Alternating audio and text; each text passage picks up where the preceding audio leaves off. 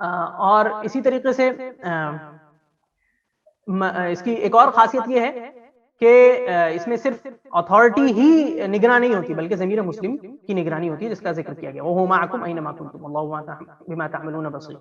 اسی طریقے سے اس کی پانچویں خصوصیت یہ ہے کہ فرد کی مصلحت اور معاشرے کی مصلحت میں توازن قائم کرتا ہے اسلامی نظام معیشت، اور دونوں میں تعارض تسلیم نہیں کرتا، تعارض فرض نہیں کرتا، تسلیم نہیں بلکہ فرض نہیں کرتا، کیونکہ ایک مفروضہ ہے کہ دونوں میں کوئی تعارض ہے، اصلاً کوئی تعارض نہیں ہے دونوں میں۔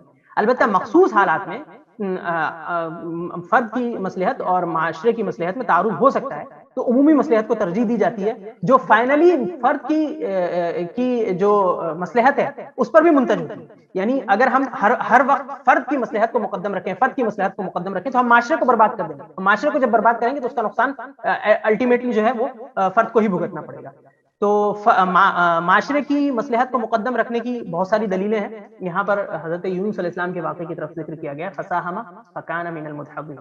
تو بہت سارے لوگ ڈوبتے تو اس کی جگہ کسی ایک کے ڈوبنے کو اختیار کیا گیا، اور اس میں جو قرے میں نام آیا وہ حضرت یونس علیہ السلام کا نام آیا۔